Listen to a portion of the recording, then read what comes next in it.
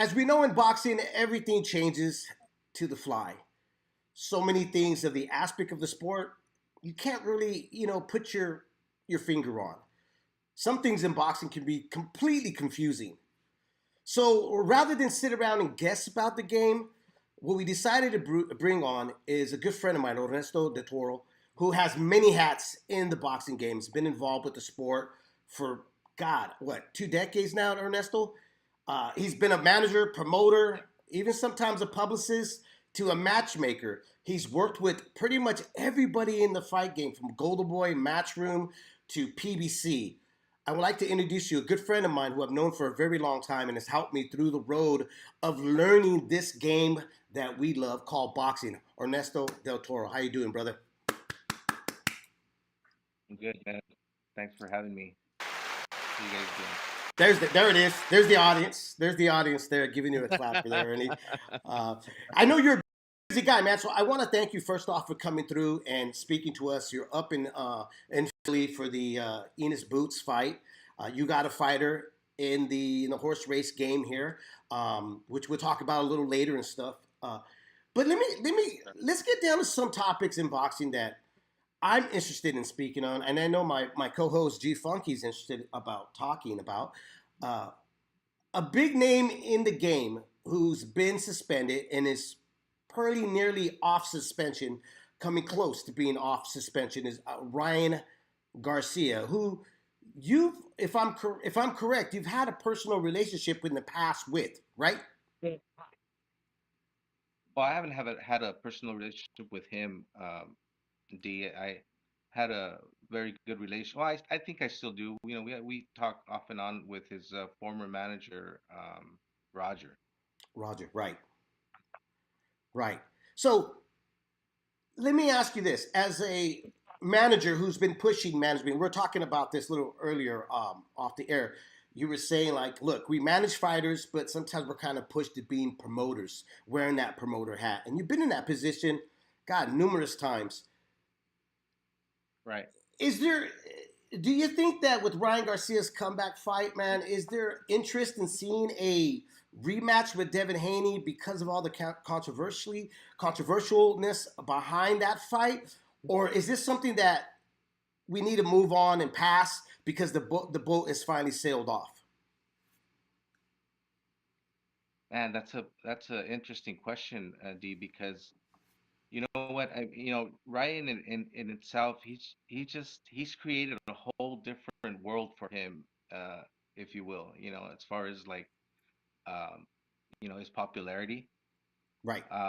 The performance that he had against Haney was impeccable. Everybody thought he was crazy and he was gonna just go down. And honestly, I thought he was gonna go down because just the way he was acting and just you know his demeanor and whatnot, before the fight. But His local tactics is what had everybody worried. Let's be honest, right? yeah, yeah. And but what's crazy is that he dominated Haney so easily, and people were thinking that Haney was gonna just run over him, Right. and look with the outcome, you really do have to question, where Haney is at this point. I've You, been hearing about different opponents that they're throwing at him for his comeback fight, but I honestly feel like he should just kind of take it easy on his comeback, just to kind of get things back into place.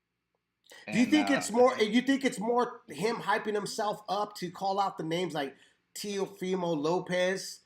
Um, because we've seen this in the past, man. I mean, G Funky, correct me if I'm wrong here. We've seen this in the past. The guy has got a lot of Twitter fingers behind the X application, but doesn't always translate into a real fight.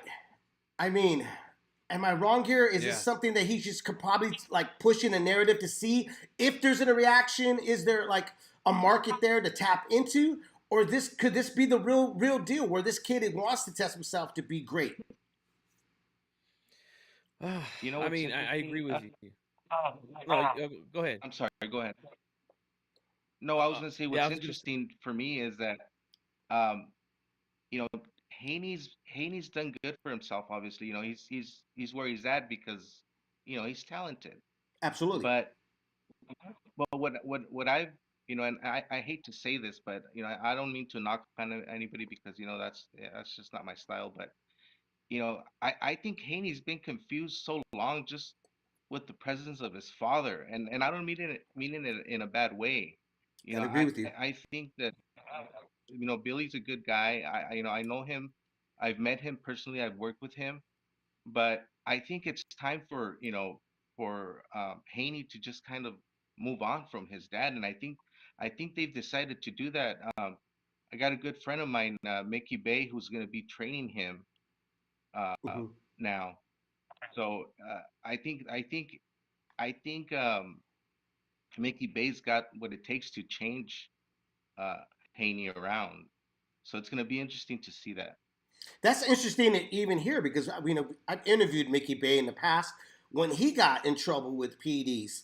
So he's familiar with that kind of accusation. I believe he was cleared. I'd have to go back because we're talking about 2014, maybe 2015 when that happened when he was signed with the Money Team. Um, Right. you know, I agree with you about Bill Haney, and I know my co-host agrees with you about that as well.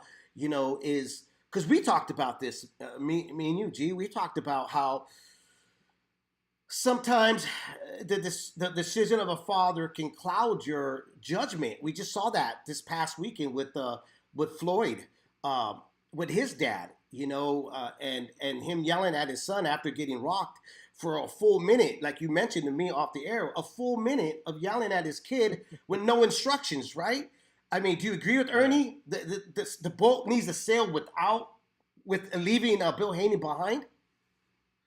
yeah, I do think that, and as much shit as I give Bill online and on my channel, I have to give him credit for his what he's done managing his son's career. He's gotten him some really big paydays, and that's terrific. That's a manager's job.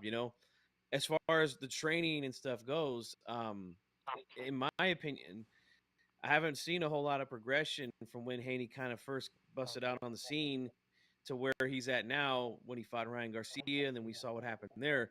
Um, I do think that having someone steer the ship that's more in depth with the X's and O's in the gym than Bill Haney, I think that's a fantastic move if that's going to happen for Devin Haney. And I also agree with Ernesto about maybe bringing him back and with a soft touch after such a rough fight. There's there was some controversy about another fighter. I'm sure we'll talk about that here later about the matchmaking with another fighter recently. So Tim Zoo. There yeah, we go. Yeah, no, I mean, why not even dive into that now? Ernesto, we got you on for one reason, not one reason, but many reasons. But one of the major reasons why we wanted you on is because, like I said, you're a guy that's put on the boots to walk through the mud of this sport called boxing, and you've gotten dirty a few times by doing this. More than one occasion, this has happened to you. Walk us through this, man. This whole managing a fighter. At what point do you allow a fighter to dictate his career, to make the decisions that he believes are the healthiest decisions to make? Because I don't know about you, and I don't know about everybody else, but I know me and Gianfunky have started to notice this trend where fighters are starting to make decisions for themselves, not knowing if this is the right path to take into their fight career. And every time they take it, it hasn't had that turnout that they've been hoping for. So again, let me ask you, when do you allow a fighter to make these decisions on their own? And when do you step aside and go, all right, man, you know more than me. I've been in the business for what, 2, 3 decades, but you know more than me since you're the fighter. You know what, D man? I think it becomes like a fictitious crossroads, if you will. Mm-hmm. Like you could never get you can never let your fighter dictate what is best for him because they really don't know. And the fighters that have done it, I mean, who has succeeded? I mean, I'm sure there's a couple of them, but really, can you name a few?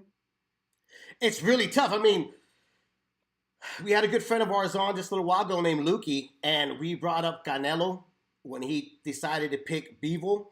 I mean, he was very strategic when he did the 168 unification, campaign run, and it was great. He did phenomenal, but when he decided to jump up and weight, the Bevel thing, well, it didn't turn out so good.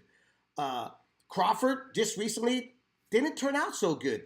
You know, that's just to name a few and stuff. So I mean, what do you tell a fighter, Ernie, when they say, "Look, this is the guy I want.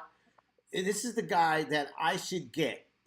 And I mean, even like right now, we're talking about Ryan Garcia.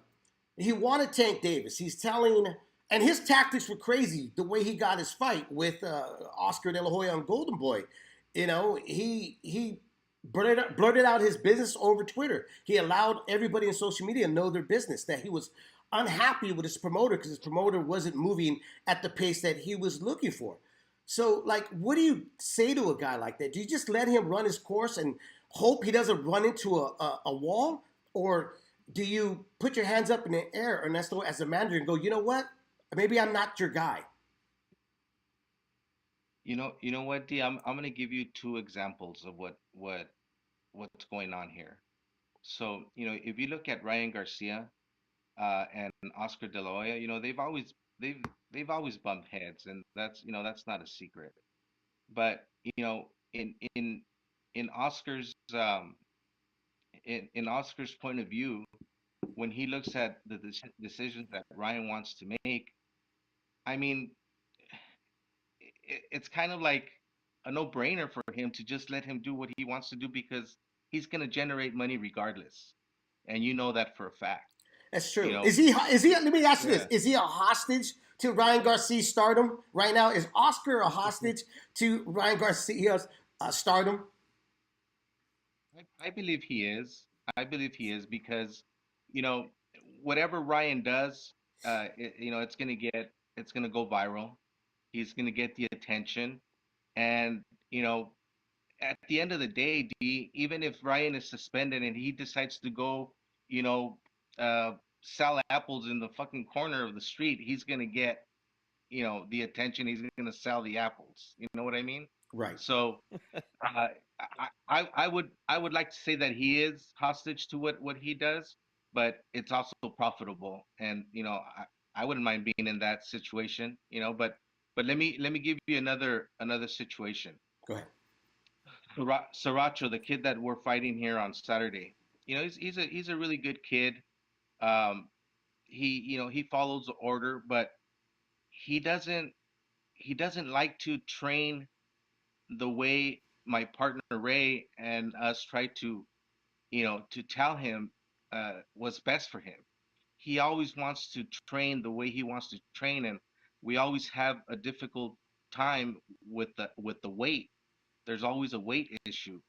Right now, to be honest with you, I just got to the hotel. I've talked to him on the phone. We've had good conversations. He's telling me he's on weight. I haven't checked his weight because I want to believe him. I don't want to be, Right. I don't want to pressure him, especially because this is basically the biggest fight of his life to date. But if he's he's lost three titles on the scale already, Mm. and that's because we already got to the point where we're fed up. We're fed up, and I don't say it in a bad way. It's just like if it's gonna be his way or you know my partner Ray, he's already invested so much money into him. He's basically a hostage to what the kid's gonna do. And Right. he's talented, but we feel that he can be so much talented. But So there's a lot of people in his being. let's just clarify it. He's a hostage to his ways because Ray's put so much money that he's got to find some type of return, right? He's either looking to either make out or break even. That's what you mean by being a hostage to what this kid's doing at this moment, right? Yeah, and it's unfortunate, D, because really, what manager isn't at that point, at that level? Right. You're 12, 15 fights in, you're already at least 50, $100,000 in. So you have to keep going. You can't just walk away. It's just not, you know, it doesn't make any business sense to do that. How often are you guys in this position, man? Let me ask you that, and I'll let G jump in because I'm taking up most of the airtime right now with my mind spinning. But how often are you in that position where a fighter, you either are pushing him to go in the gym, making weight, or even showing up, or not knowing whether or not he's either going to show up to fight or he's on his fight game? How often are you pushed against the wall as a manager slash promoter at times? You know what, D? It's more often than not, and it's not just the weight issue. We have another fighter that we signed, really good kid, very technical, has bright future, but this kid is always, in need of, the presence of his dad or the presence of his family. He's very emotional. So I mean, there's a lot of different issues that always take place, and sometimes it's crazy because you invest so much money into a specific fighter, Right. and then you come across another fighter who's like so hungry and wanting to succeed and doesn't have the means to do it, and you just kind of like you want to just kind of kick yourself. You're like, dude, like I should have invested my money into this kid. Right. um you know i I was 1 week away, D, from signing Pitbull Cruz, Wow. and Mm. I didn't sign him. You know why? Because of the same reasons. I'm overwhelmed with the fighters that we got. We got events. We do events in Mexico every 6 weeks. So when people come up to you and say, "Hey, you know what? I know of a fighter of this, and this," but you're dealing with all these other fighters and their issues that you just kind of like put it aside and not knowing exactly what what's out there. And unfortunately, we were 1 week late with Pitbull Cruz. Wow. So go figure. That's crazy. Damn it. And I know there's quite a few stories like that you have told me of other fighters that you were close to signing or Yeah. even did sign, but it just didn't pan out. Go ahead, G. Yeah, no, this is all great information, especially for fans out there that think they have a hold of this thing called boxing and the business side of it. Um, what we see a lot with fans is they demand fights right away, from young prospects that aren't ready. They're not even a really big ticket seller, anywhere in any kind of market anywhere here in the U.S. But I wanted to ask you this. With that being said, um, explain to the fans that are going to watch this, how much time, money, and effort it takes to try to build a ticket seller either in their region or anywhere else, out there, because fans often think that it's such an easy thing to do when from everything I've been told, it's very difficult to do. Hmm. That's a good question. I'm gonna tell you, and I hope I don't get emotional here, but you know, I'm serious, man. Look, uh, I was married for 26 years, my friend, and I recently got a divorce, and kind of I kind of dwell on that because it's 26 years of my life that I basically just said, okay, I let go, and it's all because of boxing. I put together so Mm, much time into boxing. I put so much effort, and to go through the the roller coaster in terms of my relationship with my family. It's a bitter taste. It's a difficult path to take. And when you're doing it, when you're signing fighters and you're putting your heart and soul into your passion, you kind of, don't put attention to, to what's more important, which is family. Um, you know, uh, for me, I'm over it. I've I've had the conversations with my kids. We've patched things out. Everything's okay, but you know, it's so difficult, man. You put your heart and soul into this, and it's just like a, a coin flip. It's very hard. It's very, very hard. Is it And addictive? Is it and addictive, Ernie? Is it an addiction that you can't explain? well, I'm gonna answer you this. I'm gonna answer with this, D. 2 years ago, I promised myself that no, I'm sorry, not 2 years ago, about 6 years ago, I promised myself that I was not gonna invest any more money into boxing because it just basically took my finances to hell. Hmm. And that's when I talked to my partner Ray. We decided to start up the promotional company, and I was very upfront with Ray, very honest with him. I told him, look, Ray, I don't have the means to continue to do this anymore. I will look for talent. I will bring talent to the table, but I cannot afford to put any more money into this, you know. And I promised myself that I would never start working with a fighter coming, out of the amateurs. And what happens? 4 months ago, we signed one of the top prospects, amateur prospects from Phoenix, Arizona. His name's King David Garcia. He basically broke loose the feeling that I had of not restarting the whole you know going into a startup situation with a fighter. But I we've signed him. We have him 2-0 already. He's 15 years old, and he's a very, very good talent, which I think you guys are going to be hearing a lot from him, about him rather, in the near future. He's a very good talent. You know, So is is it addictive? I think it is. you know, as long as I've known you, man, we've known each other for quite some time, man. I've been to, at the time you had a ranch.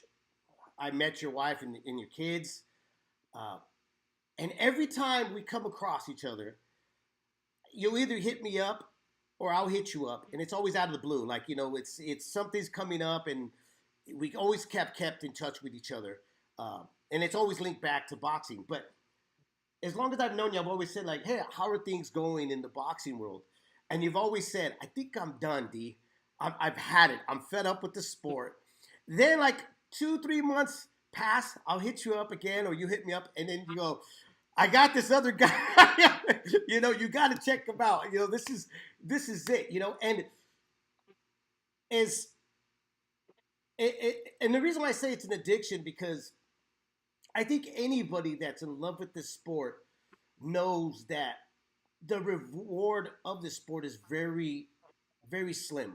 And if it's slim for a fight fan, meaning for like myself, a person that tunes in practically every fight, I'm a boxing zombie that's waiting for that one moment of our Super Bowl or World Series or Game 7. I gotta think here that it's probably drives you even more nuts because it's it's like one in a billion that you get that one moment of signing a fighter that's gonna make is gonna break what all that sweat and tears that you've been putting in, right? Yes, it's exactly right. And what's funny is that, look, we've known each other for so long. You know that I've been so close, to uh, getting a title, a champion, Right. and it's never seemed to happen. And you know what? I'm kind of past that now. Uh, I I kind of enjoy a lot the the fact that a fighter will call me who's been done for like the last 3 4 years, who's inactive, and he calls me and talks to me, and he trusts that I can do something for him, and then you go ahead and we do it, and it's so gratifying. It just kind of keeps you in place. It erases all the bad feelings, in a heartbeat. Right. And I think you know who I'm talking about. With the Axeman. Right. Ah, He was offered to me by a good friend of mine, Gabriel, and we put together a plan. And sure enough, we got him a title. The Axeman, So which I'm trying to remember his full name right now. I just went. I'm blank. What's his full name? Nic- Nicholas Walters. Nicholas Walters, the Axeman. Yep. Yeah. You know, yeah, I that remember him that from story. back in the day. Stories like yeah, it's stories like that kind of keep me, um, placed, and brings that passion back. That I had when I first started. Um, but I mean, there's just so many stories, D. Right now, my main focus is to um, make sure that that little kid that we signed, that 15-year-old. Yeah. I'm hoping that we can bring him to greatness, and in doing so, it's crazy, David, because uh, I've been fighting him in León, Guanajuato, and dude, there's so much talent over there. It's insane, man. The fights over there, dude, TV fights galore. And it seems like every freaking event I gotta sign a new fighter that I see. So I'm having a lot of fun right now. Right.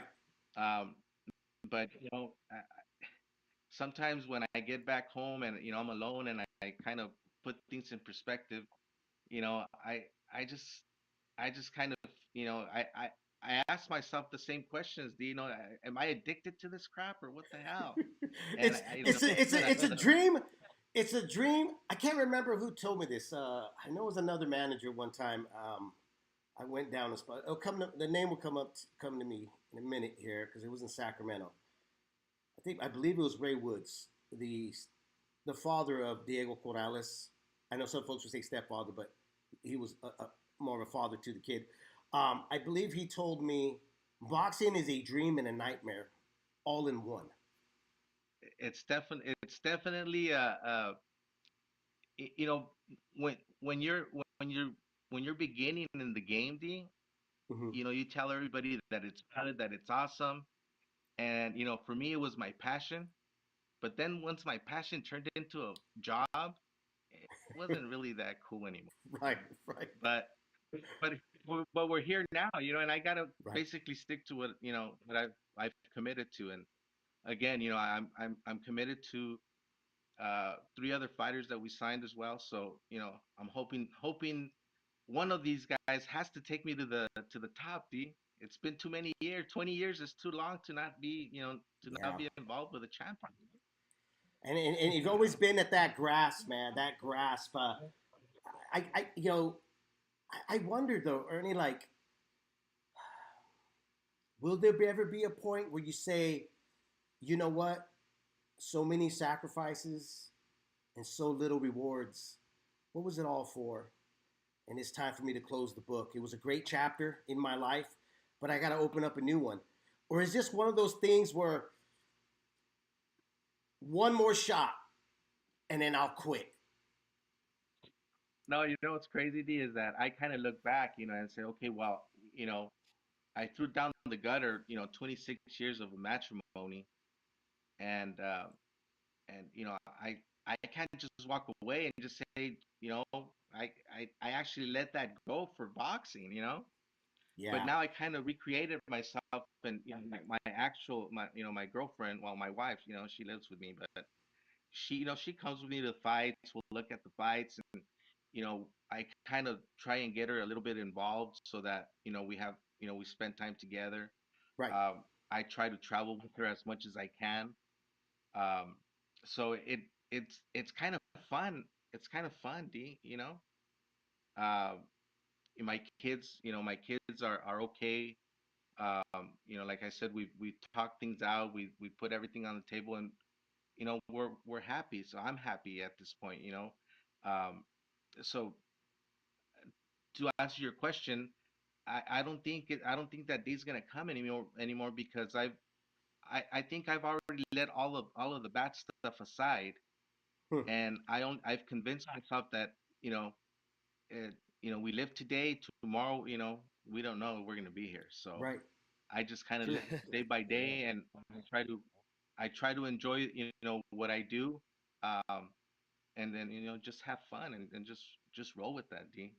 I've I've already I've committed to myself not to not to let this business you know stress me out, because at the end of the day, if I walk away, I'm I think I've made my mark, at least with myself.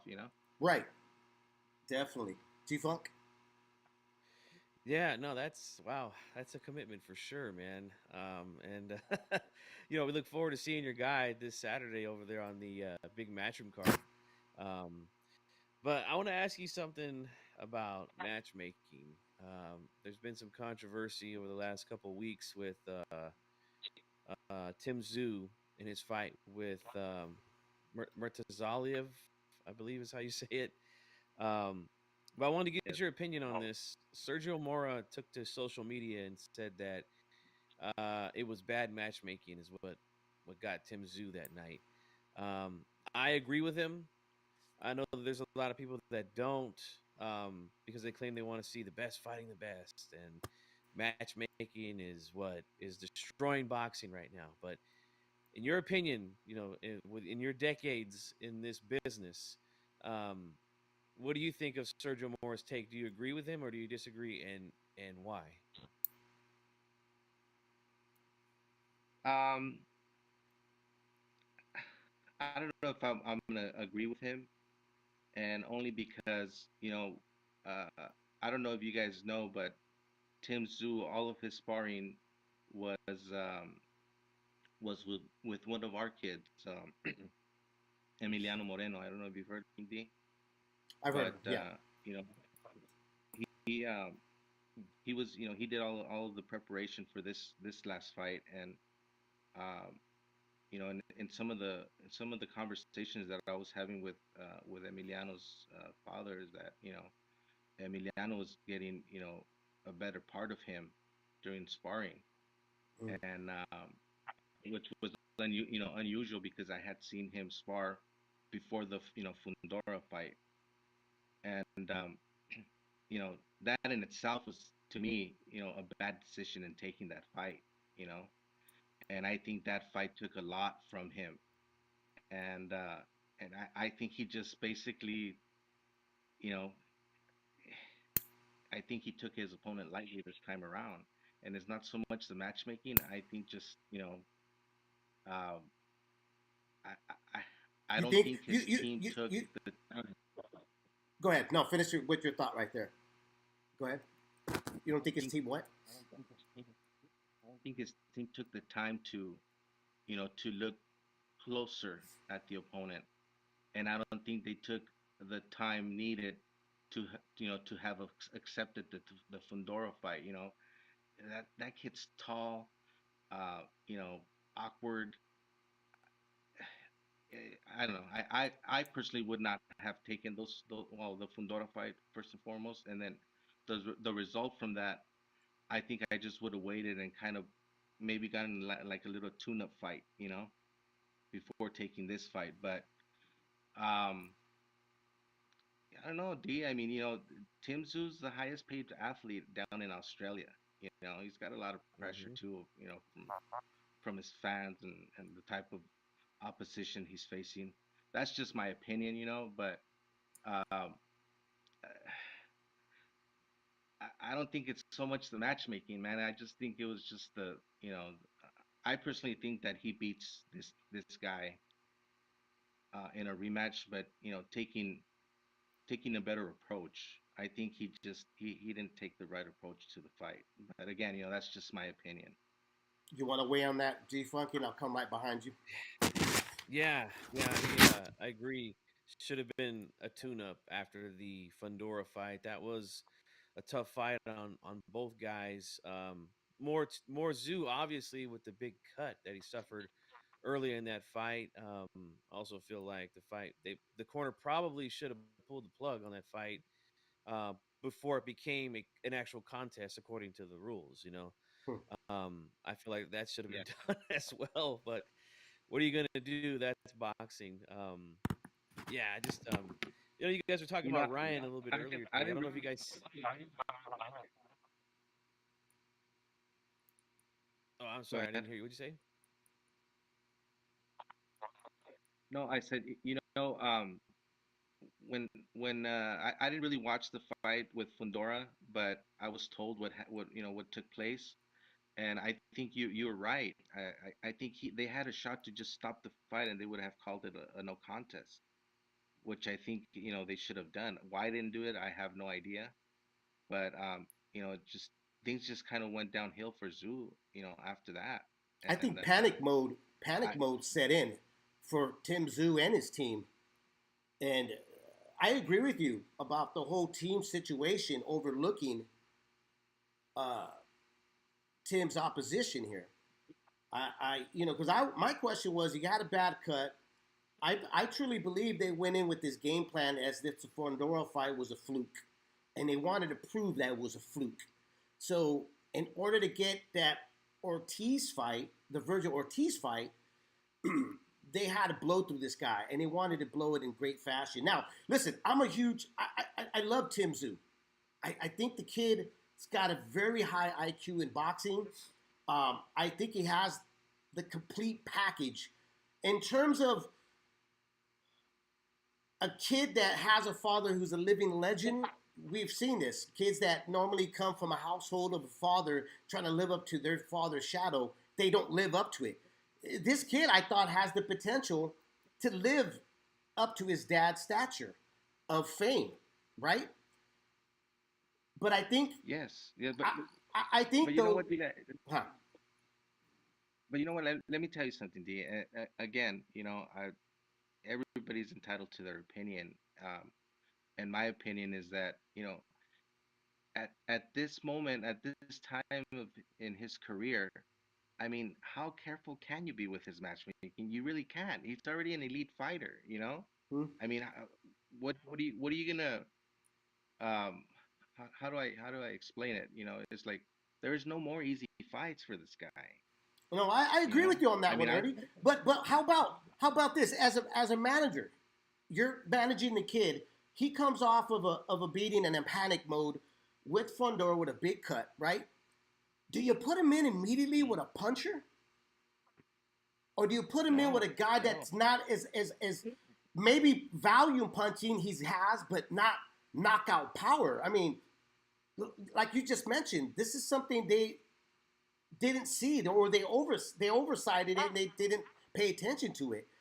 I think that's my deal with that is like, how does your team fumble like that?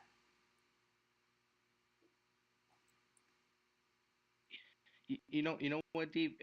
For me, if I had, if Tim Tszyu was my fighter, Mm-hmm. um, I don't know how much money they've made in their career at this point in time. I would like to think that they've done well. Um, but for me, I got to look at the business part of the deal. Right, And for me, I want my fighter to fight as many fights as possible between now and the time he retires. Every time he fights out is it's a financial gain for me, right? absolutely. So I mean, for me, I you know I don't want to sound crazy here, but forget the fan. I need to take care of my fighter. I need to take care of my Investment, interests, right? right? I'm I'm just being Yep. real. But here's the thing. Um, you know, again, from what I understand, Tim Tszyu the highest paid athlete in Australia. So why not take care of him? Why not take him through those easy fights as long as you possibly look at Canelo. We don't got to go very far. A lot of people, I get into so many arguments with Canelo. Canelo was marketed very well. He was brought up, so good, Right. and then he became great. His discipline made him a great fighter. Right. But has he faced the best opposition? Hell no. You know, and when he did, they were already washed up. I don't care what people say. He has never faced, um, you know, I forgot to tell this to G Funky, man. He may I think my boy Ernie has topped you out of being the biggest Canelo hater of all time because G's been holding that title for some time, Ernie. He's been holding the Canelo hating hat and shirt for the longest time. look, But look, D, Oh here's boy. the go ahead. thing. I hate Canelo as a fighter, and Uh-huh. I'm not ashamed to say it. I hate Cabron. him with all my heart. But you know what? You gotta give credit where credit's due. Right. The dude's done very well for himself. Uh, on a personal note, I admire the kid because he's well done. He's done well with his investments, and he's taken advantage of the position that he's in, and why not? I I would mean, do the same thing. correct me if I'm wrong here. We just talked about Tsyzu and his team making a poor decision in how they're moving their kid. Canelo's team, bro, have done very well until the Bivol point.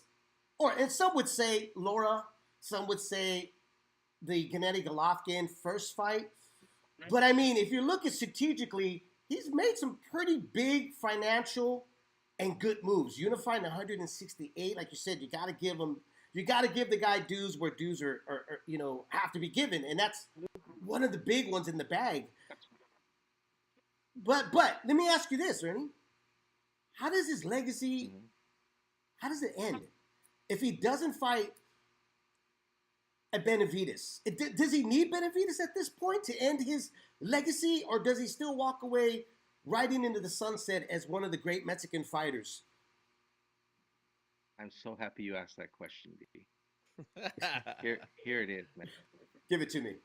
and this, and this, and this is what's so interesting, and it's just reality at this point. D, look, Grab the tissues. Canelo, Grab the tissues, G Funky. Grab the tissues. Go ahead. Canelo has done so well for himself. His financial position is so great that it allows him to basically do whatever he wants to do. But Right. I feel that it's gonna kind of backfire, if you will, with him, because since he knows he's able to do whatever the hell he wants, he's avoiding not fighting Benavides for $200 million, dude. $200 million. That's ridiculous. Has that been But offered yet, but though? beyond, Has anybody offered that though? I mean, I don't think so. 200 million is a lot of damn money, but I think 150 is doable, D. Mm-hmm. I really do, especially with Turkey, being involved. Mm-hmm. But here's the thing.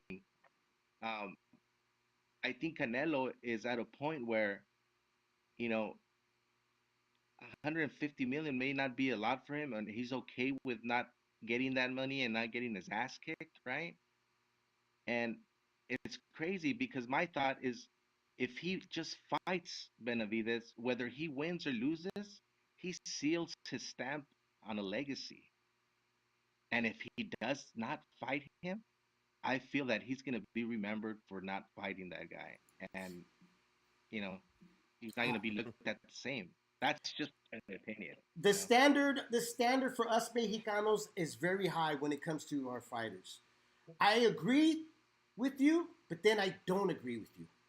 G Funky, the hater of all haters of Canelo, wearing the Canelo hat, weigh on this, man. Tell me, do you agree with this? Does it hurt his legacy not fighting David Benavides Jr.?